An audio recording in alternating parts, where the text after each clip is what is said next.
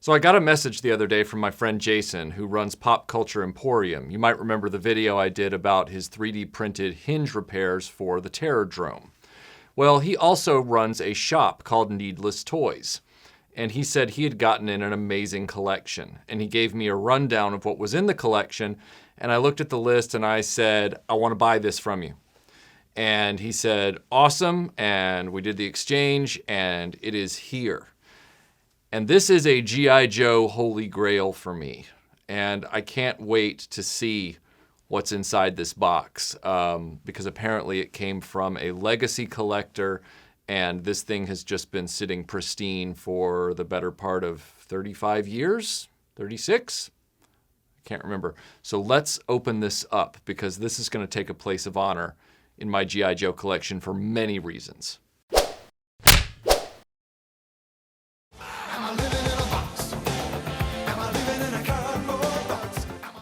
Okay, here it comes, the moment of truth. I'm gonna open up the crunked side of this box.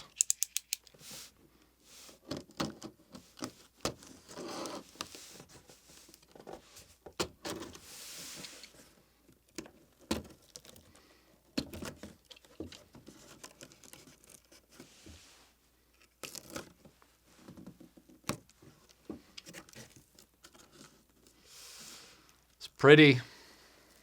Very pretty.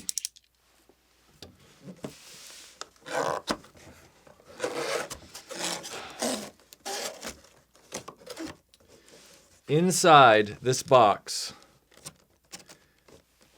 is, and I'm really trying to be careful not to damage anything as I bring this out.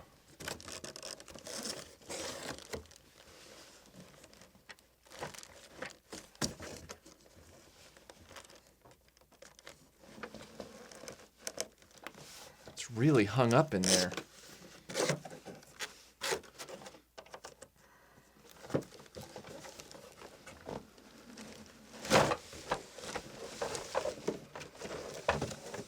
This is the hard to find mail away version of the APC, the G.I. Joe Amphibious.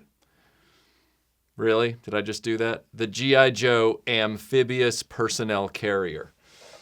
And I have wanted this in my collection forever. And it looks like it is completely unused.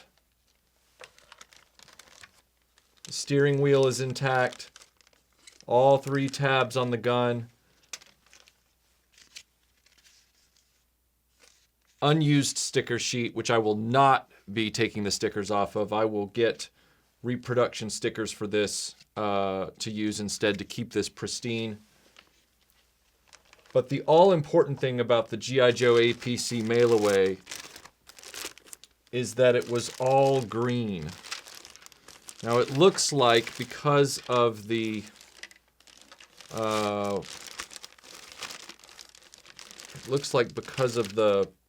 condition of the box, there might be some minor warping on the canvas back top itself, which means it's good that it came out of this box because the box was actually damaging it. But let me pull this out and see if we can literally straighten it up.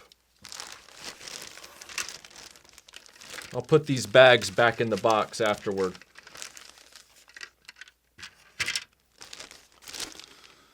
All right, so this bag is going to go back in the original box.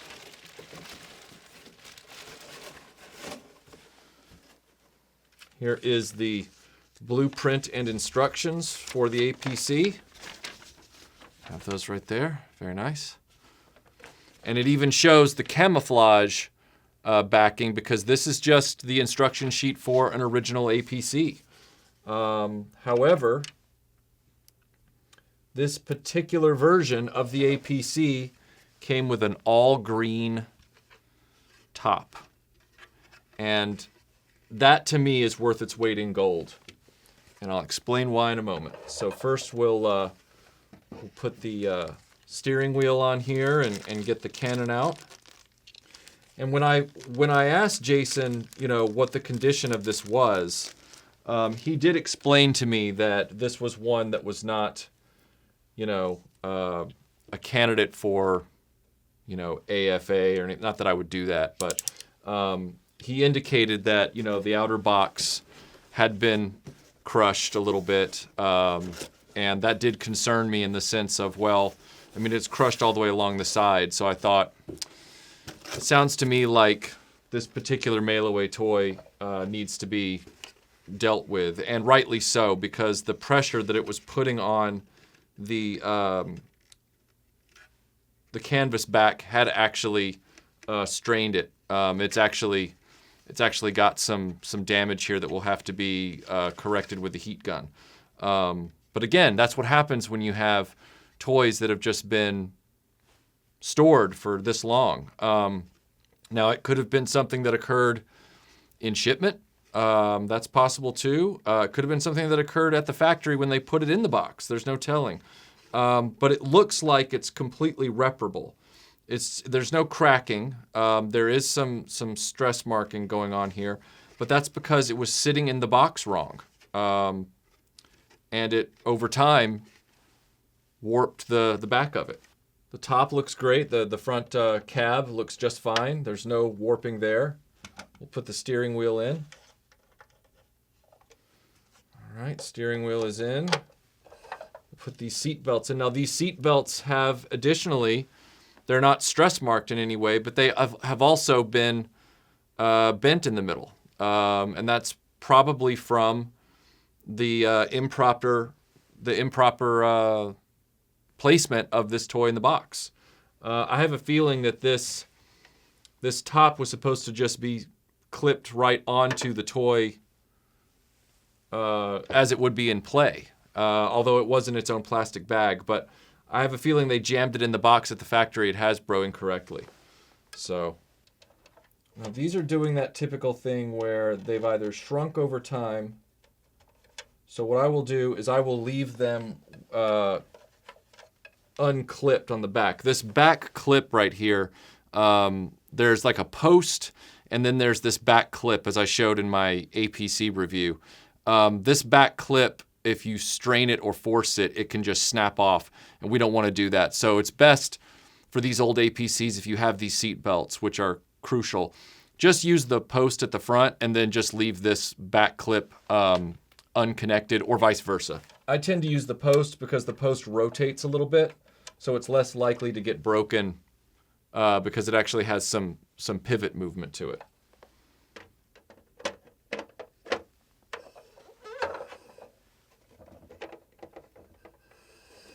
You can see here that this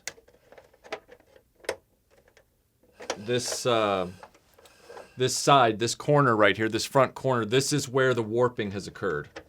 So this is going to take some coaxing to get this in the proper, and we don't want to break.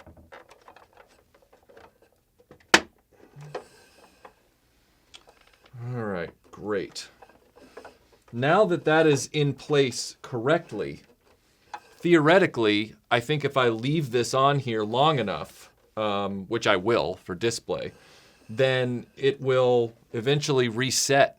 So all it'll take is another 30 years of it sitting like this, and it'll be just fine.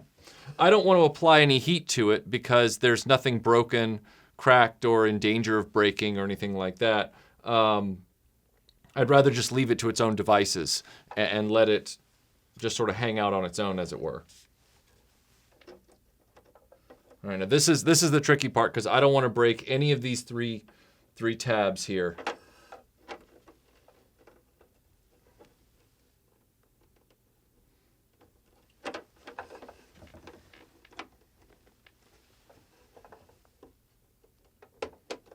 Ah, there we go. Now, at this point, you might be asking yourself, why is this a holy grail for you, Michael? Why is this one such a big deal? Well, I always really enjoyed the all-army green vehicles of the early G.I. Joe line. I just did. I thought they reminded me of what I grew up knowing the Army to be, which was that post-Vietnam early 80s, late 70s, early 80s look for the Army. Now, I know that they had camouflage and things like that, but most of their equipment, a lot of their fatigues were just olive drab. And so when I, saw the original G.I. Joe line, I thought that's the Army to me. A slightly stylized version of the Army, but the Army no less. The Vamp, the artillery pieces, the Mobat, they were all just that beautiful Army green, which harkens back all the way to World War II. And while I had the APC growing up from my 5th birthday, it had that camouflage, canvas-looking, khaki and dark brown splotchy back on it, which looked cool. Don't get me wrong, it really makes the vehicle pop. But when I found out that there was an all-green APC, I thought, why wasn't that the one released? And maybe it had to do with the fact that they were looking for ways to start making the collection look more varied, look more visually dynamic. I know that by that time in '83, they were introducing the new characters like Duke and Roadblock and Airborne. And so they wanted the line to start having some differentiation. And I understand that from a, toy shelf appeal. It really needs to have curb appeal if it's going to sell after a certain point. And I'm sure that was their original intent. However, it does fascinate me that for the purposes of the mail-away version, they reverted to an all olive drab color scheme for this vehicle, when they simply could have just released it again exactly as it was.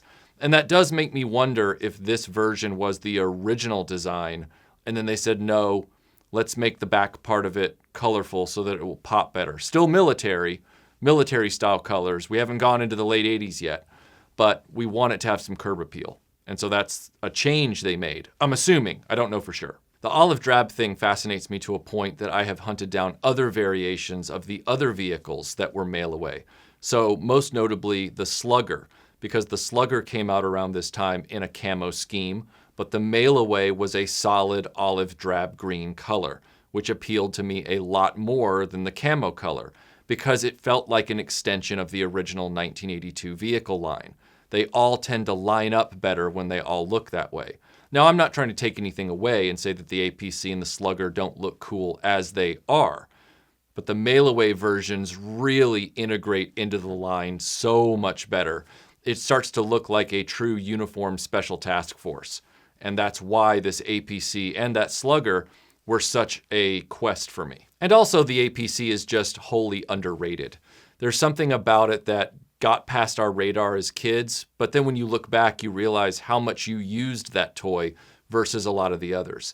It was so durable, it was so versatile, and it was so well thought out. And I don't even have to go into what Palitoy was able to pull out of that mold. You've seen Analog Toys video about the Z-Force troops, and what Palitoy did with that APC, turning the interior into an entire command center and medic station, is amazing. You could have only done that with this vehicle. So having all three of these major variations of this excellent toy is something that I'm finally thrilled to complete for my personal collection. I just want to thank Jason at Needless Toys for alerting me to this find and allowing me to purchase this from his toy inventory. This has been a life quest for me, especially because in adulthood was when I learned not only that there were variations of the APC that were superior, but that my original G.I. Joe 83 APC, which has been with me since I was 5 years old, would retroactively become one of the most treasured toys in my personal collection. Because at the time I didn't appreciate it, but looking back I realized how useful it was. And apparently, so did a lot of the other toy designers. They knew the potential of this toy as well. The people at Palitoy who developed it into the troop carrier with all of its bells and whistles. And then of course, the mail-away designers who decided, you know what? Let's make this a true 1982 successor. Let's make it a true all-army green troop carrier. All of these versions of the toy are beautiful, but it's the evolution and also not finding out about that evolution until I was an adult that made it so exciting. And really, at the end of the day, I'm also just shocked that as an adult, I didn't realize as a kid how much fun this toy was. Yeah, I played with it a lot, so obviously it was fun. I didn't look at it and roll my eyes. I was using it all the time. It wasn't a toy I hated, but it also wasn't a toy that I was actively regarding. But I was just using it constantly. It's a weird relationship, but now when I look at this toy, I give it a place of honor underneath the flag, right there in the hull area. You know, it's right there front and center. And I'm going to find a place for this one now as well. This one sits in the Action Force shelf in the display room with the Robo Skull and some of the other notable vehicles from the Action Force line. So I'm going to find a place for this, probably near the original G.I. Joe headquarters, maybe even in the bay for the G.I. Joe headquarters. That would be the ideal place. This has been great. I'm so glad to finally have these completed. Thanks for watching this, everyone, and we'll see you on the next video. If you'd like to see more videos about G.I. Joe, you can watch our full G.I. Joe playlist here. And if you just want to see more videos about G.I. Joe toys and how they work, you can watch our G.I. Joe restoration of a Cobra Fang here. And now I'm going to go find a very special place to put the mail-away APC.